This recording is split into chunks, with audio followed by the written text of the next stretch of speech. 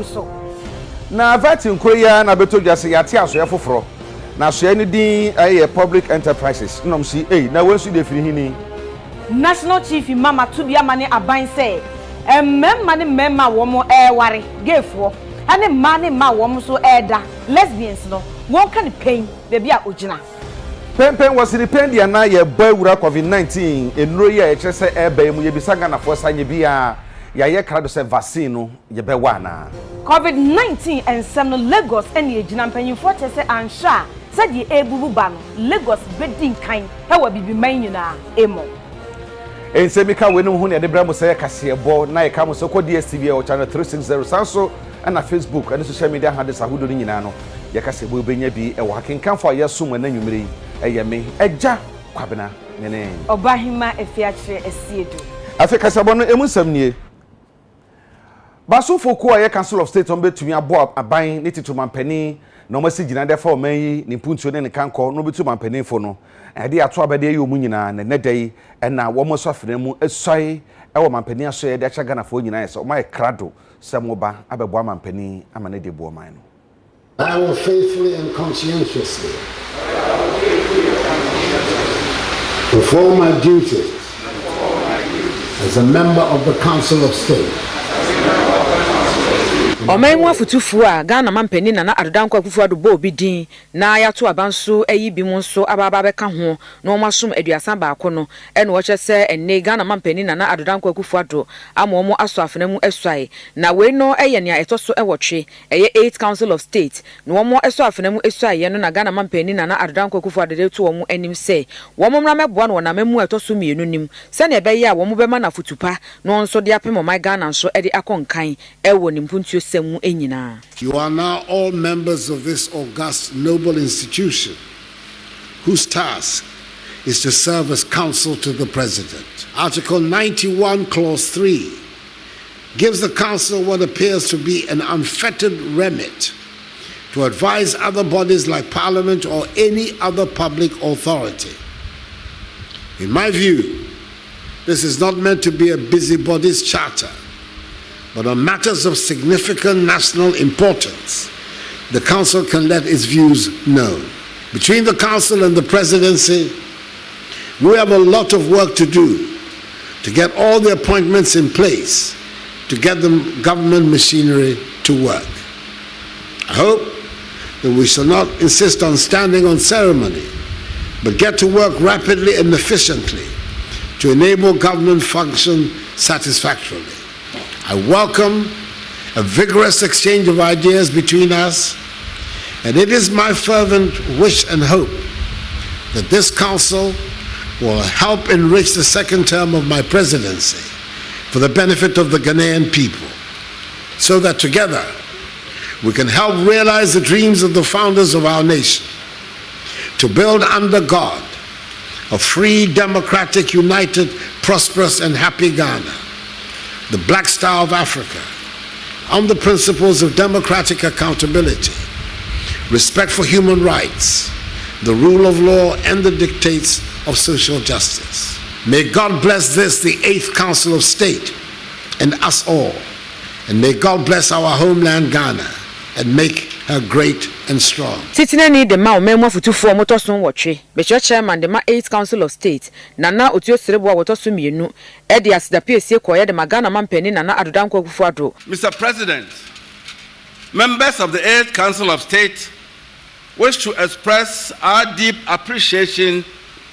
for the opportunity given us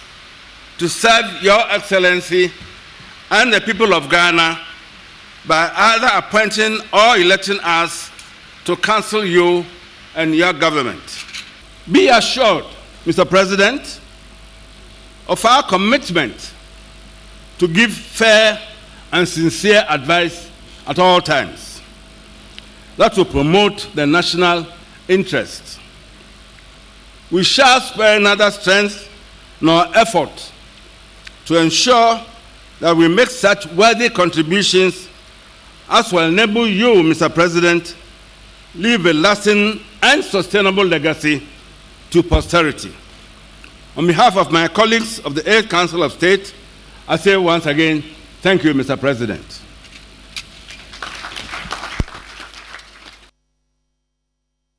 eya bani so ade hu se obehwe ama enkran kropon ne muate na efefefe e wa bibi man nyina emo na wahwe ni mu ahwahwehwe ni so ade hu ne emmemo na we na mama Cecilia da pa akopie mo e wo vetting committee anim ne ebisan se ni so ade hu na fa hia to nsuom o se da bi da setie biara abanani abre na ebebem. Thank you, Mr. Chairman. Yes, indeed. The President didn't only say that he will make Accra the cleanest, he would want to make Accra the cleanest city. He said the whole country needs to be clean. And I think the President must be commended for this bold declaration. It was up to us, the stakeholders and the key players, to do our work. As the Honourable Minister has exhibited, we also do monitoring around. I will not doubt all these pictures. As I speak, our monitors are in the field. And when they come back, we deal with the specific the metropolitan or in Accra, in the big cities, we deal with them. They do have a challenge with solid waste. That is why we need this huge pillar of sanitation authority to help strategize and direct affairs, especially in the business central business districts, the CBDs. They do have a huge problem. And then one area that we have identified is that they don't even work on Sundays. Those who hold the franchise, we are still negotiating with them. I must pay tribute to the contractors who, through their association, have gotten some of these contracts to up their game, and we mean to also emphasize our monitoring units to make sure they move around, and before sunrise, all these things shouldn't be on our books, I should say. They will give excuses for logistics. We've taken notes of their challenges, and I'm sure that very soon we will find long-lasting, sustainable solutions to them. On the President's declaration, I think, like I said, I want to reiterate and emphasize that it's a very bold declaration, and we need all of us. The motto is keep Ghana clean, and the answer is play your part.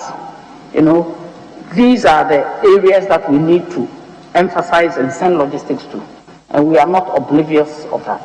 Thank you, Honourable, for your observations, and we'll tackle that. Thank you, Mr. Chair. Yes, I can't about the so our vetting Muna and a day Braha vetting pay for Quasitinano. And the betu just say, and can swap a bridge or share in Namahode on Samson and Yanfo Joseph Kuju. Yayini say 1 mayor swap or share say public enterprises, Minister for Public Enterprises, NOMCA. In a swear we see the infant free. And no, and no, have no do suggest and because when you wait the end 1 year papa person say, yes, you who here cross yet, now so many day, and your baby, and teen a joint dash and so share. No, your ministry is likely to be a source of policy confusion and governance confusion because your mandate cut across many state enterprises that already have dedicated ministries and ministers. Therefore, when you say SNATE, what have you got to do with SNATE? Throughout, we know that there is a minister for finance or a minister for employment that supervises pension to ensure post-work income security. Now, can you just name 5 entities in your mind, 5, that you are likely to supervise? State entities, 5. Can you name 5? With other than SNATE and other than National Health Insurance Authority? Just name 5 other entities you contemplate you will be exercising supervision over. First, let me permit me to remark that there's a very harsh, the honorable friend will describe the ministry as Ministry of Confusion. I don't know what exists at the back of his mind when Attorney General's office that also oversights several in matters of legal issues across all ministries, or labor where you were a minister and having all labor issues across several state entities, and you I don't know whether you had not let confusion in your role as Minister for Employment and Labor Relations, because you were dealing with almost all state enterprises when matters of labor came up. Now, just to respond to, for instance, Minister of Employment here, this is a reading from handing over. It says, the ministry by executive instrument EI 28, January 17, is mandated to formulate policies on employment and labor issues, develop sector plans, coordinate sector-specific interventions, promote harmonious labor relations, and workplace safety. You see, so there is clarity with a mandate here. Yours, I don't seem to understand. So, Chairman, I'll end it here. Thank you. I don't seem to understand what the Ministry for Public Enterprises will do. Thank you, Chair. Very well. I will only suggest to you that you should focus on entities that were set up as businesses. Business, not those that are set up as service providers in that area. Right, that's my only advice. We wish you well. You will hear from us. You're discharged. Openya ya boni dia niema koye obehwe national security eho ensem eso eye oru akandapa no de atodwa eto nsafre national regional afi metropolitan any district impanyimfo ma ben wo bambo mu nsem nyina ese wo fo wakita esenko ema national peace council eban anoma wotu wo asumdwe na afi impuntuo mu a wo monta wo machi esanse ebebo omai nkanko Openia ya boni din so omra me ba mmonsem suafo eye national security minister designate onu onyamfo kandapa na dia futu we nyina no koye e de mampanifo eka bia ewo mu a wo hwe ba mmonsem na afia asomdwensem nsenkaye ewo eye o my Ghana mu mantem mansini ene mpotem ahodro mu ewo my Ghana mu wo kire se so omko atenase na so omo dwendwene o my na asomdwensem ene ne ba mmonsem a aye omombo emfampinchen national peace council no omu nyina enkambom na o my na asomdwensem entime mfa ne ntuma pemfra yie Otu na miensa di si honum eye nkyerɛkyerɛ ma National Peace Council new members no ewa aboko bi eno no won kramantamu ɛho no de afotuo ni tudwa that advancing peace and peace building can only be successful if it is seen as a collective responsibility. Don't leave it to us at the National Security Ministry alone. We can do a lot, but much more than what we do should come from outside of the Ministry of National Security. And I want you to know how encouraged we are that we have institutions like you, we have civil society organizations, we have other accountability institutions, all of which help us in making sure that there is peace in this country. In Parliament last year, we passed the Security and Intelligence Agencies Act 2020, which repealed the Security and Intelligence Agencies Act of 1996. And in this new act, we have recognized and we have provided for greater involvement of the peace-building infrastructure towards ensuring peace in Ghana. YouTube Central for Nature for Penny and National Peace Council no Ora George Amo Ekasaye Emma no echere de nti omo de namiensa we esi honum yes o meya nkyerɛkyerɛ we nyina de ama wonum ye new board members no ye be ade afen orientation ne botaya ne se ye boa ma omo adwen aye baako ye boa ema omo afa omo nema akọ benkromu na mutimi aye adwuma aye peace adwuma o man hanama asoni na aboa atre peace adwumadi e o man Ghana mu ye ni o man bia se Ghana entino mestre Ghana for court de irasem kwa ba ko bedim kunim na ba ko so edin kugu sanate e wan hihye mu se yensesie ho ba ko bedim kunim ba ko bedim kugu nempo no se ne a odin kuguo no waboa ema ade a enyina ye frɛ no democracy ene asomdwe a ma ne pɛ no so no waboa ma na konanim enti no so bidin kunim a eye ne obedin kunim no onjintum manen kohu ne a se bio obedin twu no na ama asomdwe a ye wo no ya bo ho ban ye COVID-19 yare abe amane bo ensaka echesa ban akra nro bi fiama no ne ba ye vaccine bi ebenya bi awo ede abo ho banfi yare no ho na AstraZeneca COVID-19 vaccine no amane bo ensaka chese enra ene bi pio mo manga na mu na no na chese ebinumu ye be hwekwan se ye de be bobo mo na YouTube ye ti mu monte so bisa ga na fo sanye bi a vaccine ya abai aso ya krado se ye be wa na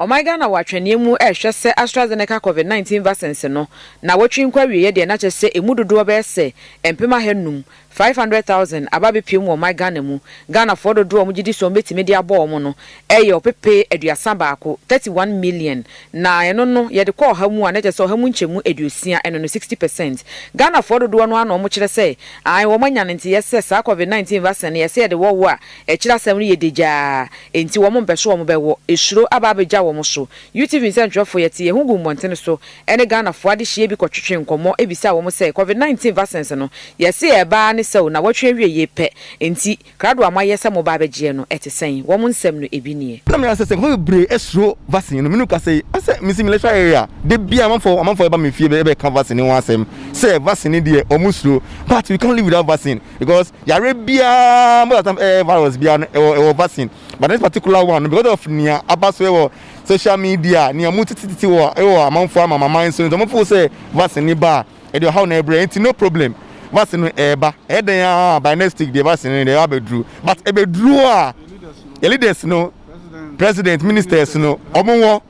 wi a na fe dey governor omusuro nyina be hu say no penifo na wo how much more ye dey omo echi to me there anka be ya anka omo ye bibidro ye wadro bebre ye wo Ghana na betimi asa yare omo wo ebibidro no ye test omo so edro no ne ehwe se bi onu edro we na onu ma enteme o te die ye ni mo edro be bi efe na omo de ba be wo e pande ende me anya advisable me advice ni enti a mi wo mi jiri no e wo erade ho yare ne de minim se e wo edro ne de mi de ye de ba mi nko ade enya ade a me wo bi enti nyame adum na se COVID vaccine no bana ebedua se ne empanimfo adi kaka no obi ene wo besi hu kwan se ma obi nwo na mu ne me se de hu hia pa ne se e be medication akofom na obi a wo se ne hu na mope chloroquine ko bi wo fa ne hu na mokeka no nti menye sure se ebia na ebetimi age obi a but se ne aduro no so tie no me sure me gitum pa so se aduro bia ne esonsunsanso nti ne ba em say your medical doctors ni empanimfo mo di animu no ebetimi ama ye ho akwankyere se ne be ya obi abetimi awo na yade ne bi ema beka ho suro na wo suro ni de ense da emfa ho o ko hospital ne ko wo pa ne ko usuro but ye wo wi a onya ahoden wo nti enye suro asem we no de ye ka enye suro asem e ye nkwaji asem kala den ya ne abetena nti no se ne empanimfo na hyehye ade no ye hu do nti na omode ye nti de memesere maka se obia siesi ne ho ne na busua se na ba obia ba dibi na omo nya ade a enye omo fa ade enye mre nti me gidi se ye nya receive ade wo pepam na ye nya se na be ya ye man ye benya enda ache cause ye ne abetena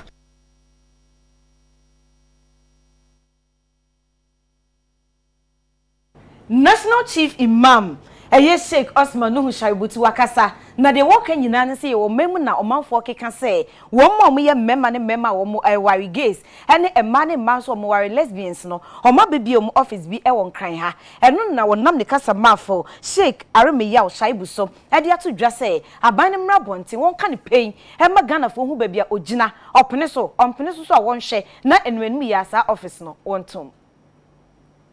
LGBT Unsensem and a National Chief Imam, His Eminence Sheikh Osman Nuhu Shaributu Edina no Atumubie. Na watch say Ghana by Emra Bonte, no ma yehu ni gina sie Fadia Ecoso no ehu. Na se akoba ne se, Susuan passes Ancrofo no baba bie wom office ewo my Ghana mua, one share so betum. Or sanso Edia Futu Equoya de ma by ne say, one share na amamra. E bossa de no ho bra na e kasa editia sa ne omani nyina no wo mo ensan Kenya mu biem no obi anso ehunu se oman Ghana yenso so sansem hunu ne so e wo oman no emu wo de afotu koye de magana fo nyina se ye mompa ye pa kase emfa ma ye man no na onyankopon enhwe engi yen emfa mfiri saman bonfo sema mususem a onipa bi peso de ba be hye oman Ghana kon chenchena ache no ehu ebisa yankopon oba bema no oba ena de kan ho senia wo mo hia omutumi awo na nipa dom ebusua no na etumpo ekonanim saa na yankopɔn ne hyehyɛ ye ne te nti oba ne oba ana bema ene bema awore no ene yankopɔn hyehyɛ pa no ene ne nkɔ ene bobra yegyina ba kono no chief mam say enam saade a yɛnhwɛ ne yie na yɛsra aban chief mam ne position say aban empia bontene pefe na onkyerɛ ne gyinabre pefe epese yetie epese yewo Ministry of Religion and Culture which say ye ni nyamesom no ebata ya ho nti epese yetie saade no etoso biam no chief mam esra aban say yemra no a ekutia sa dwumadi ate sei no say emun traye emma en di saade we mose we hudwuma aha nti no yen review yen sesemu na yen tremu ye tremu no a ene bema sa LGBT na ne kan so ayede kaka ho nya no yebetumi ya aka mo hia hye aha nti yesi yen hwe ho no na eto so biem no na chief mam say ya mompaye na we ya musuo bi a peti ewo ewiase ti ya mompaye wo mo a saa adwu we a kyere wo mo no se na wo benya fa hodie na wo botumi asesa sakra na yetumi enya yatena asomdwemi awie na yenyina chief mama futu ode ama ban yeso na yonsi ni pain no ka ni pain no se kyere ne senka se sankrofo yi o ma ban ni adapade ni atantan de omde bai yeso so no yenyina safutu no so ni ntwe ho mra ba ye kase bo no ye beto aso